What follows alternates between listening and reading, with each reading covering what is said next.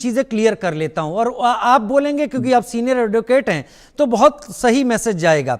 एक तो मैंने निशिकांत दुबे के बयान को सुना, उन्होंने कहा कि अगर आप यही सब करेंगे तो आप किसी और स्टेट में जाएंगे तो वहां की जनता आपको पटक पटक कर मारेगी। खैर, उकसावे वाले शब्द हैं, लेकिन वो अपनी तरफ से कदम उठाने की बात नहीं कर रहे हैं, जो उनका बयान है।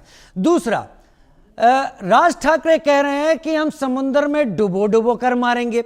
राज ठाकरे के मनसे के कार्यकर्ता किसी को भी पकड़ ले रहे हैं, थप्पड़ मार दे रहे हैं।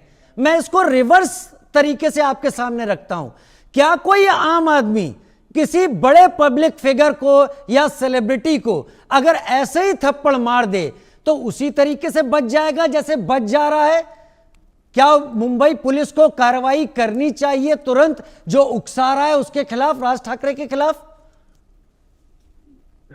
मिस्टर राज ठाकरे के खिलाफ भी 120B में कॉन्स्पिरेसी में एक ये ऑफेंस बनता है, परंतु जिसने मारा है उसके ऊपर भी बनता है। उसका मेन है वो उन्होंने उकसाया है, और कॉन्स्पिरेसी में सब ये उनके ऊपर भी डिफरेंट सेक्शंस लगते हैं।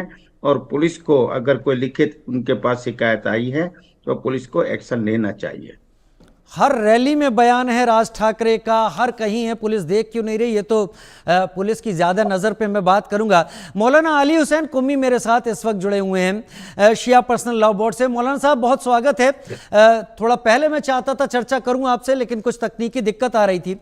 लेकिन मौलाना साहब, इस पूरी लड़ाई में एक तरफ लोग पिस रहे हैं जिन्हें यह नहीं पता कि आज वो घर से काम के लिए निकले तो कोई इन्हें पीट देगा या नहीं पीट देगा, अब कदम कोई उठा नहीं रहा है। दूसरा, इसमें सवाल अब उठने लगे कि मुस्लिम इलाकों में जाकर लोगों से जबरन मराठी बुलवाकर तो दिखाइए। इस पर बड़े एतराज हुए हैं पार्टियों की तरफ से कि आप हिंदू मुस्लिम कर रहे हैं। आप इस पूरे झगड़े को और इस गुंडागर्दी को किस नजर से देखते हैं मौलाना साहब?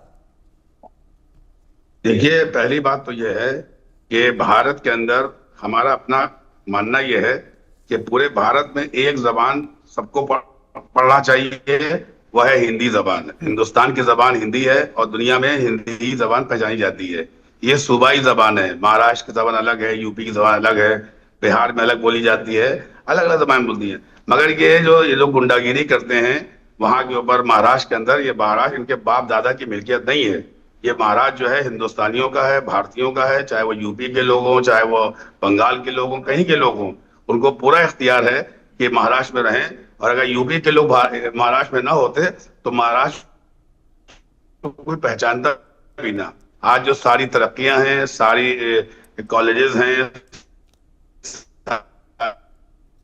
काम करने वाले यूपी के लोग हैं, मेहनतकश हैं, मजदूरी बड़ी भी के लोग हैं।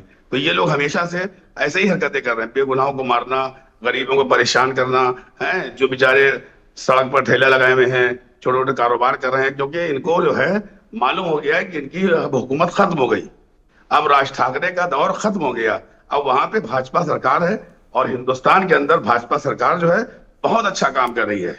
अगर वहां पे गुंडागिरी करेंगे तो हुकूमत का काम यह है कि उनको गुंडों को जो है जेल में डाले, चाहे कोई राज ठाकरे हो या कोई ठाकरे हो भी हो, किसी को बख्शना नहीं चाहिए है। ये इस वक्त हिंदुस्तान में, भारत में मोदी सरकार है, गुंडों की सरकार है।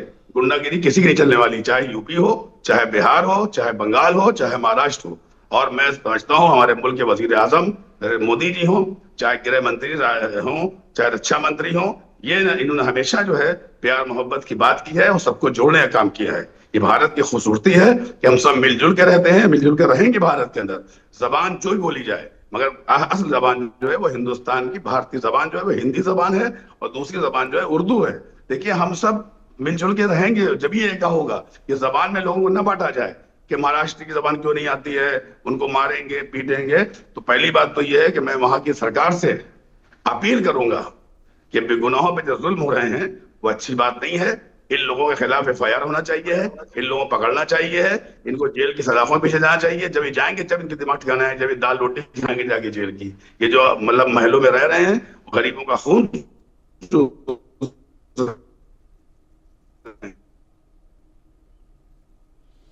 वाकई महलों में रह रहे हैं, गरीबों की पिटाई कर रहे हैं, गरीबों का खून चूस रहे हैं। अगर यही चीज़ उल्टी हो जाए मौलाना साहब, वाकई आप सही बात कह रहे हैं।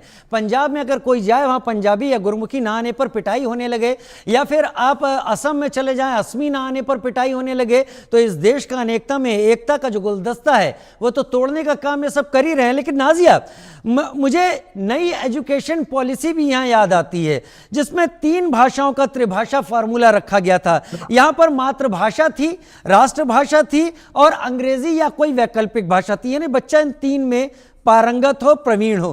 350 से जिसका जिक्र मैंने किया, उसमें प्राथमिक स्तर पर मातृभाषा में पढ़ाई होनी चाहिए थी, जैसी मराठी में चल रही थी, और जीआर वापस हो गया तो वो चीज़ हासिल हो गई थी।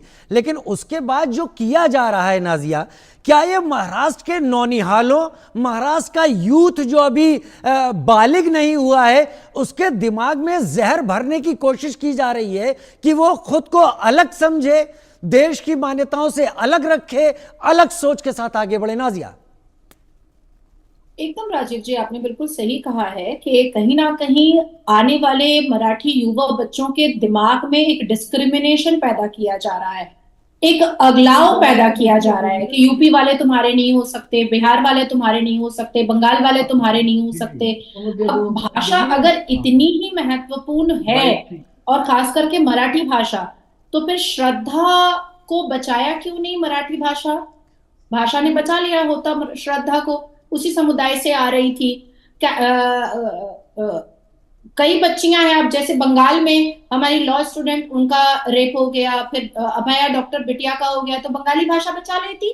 तो बहुत सारी ऐसी घटना है। मारवाड़ी कन्हैया लाल, उसका गला सर तन से जुदा हो गया, तो मारवाड़ी बचा लेते, उसको भाषा बचा लेती उसको। राइट। और बिल्कुल मनोज जी ने सही कहा कि जिस तरीके से पहलगाम में धर्म पूछ करके, खतना देख करके मारा जा रहा था, जो पाकिस्तान के आतंकी टेररिज्म ऑर्गेनाइजेशन से आकर के गोलियां दाग रहे थे और हिंदुओं का जेनोसाइड कर रहे थे पहलगाम में, उसी तरीके से अब यूपी, बिहार, बंगाल वालों का जेनोसाइड करने की पूरी कोशिश कर रहा है राज ठाकरे।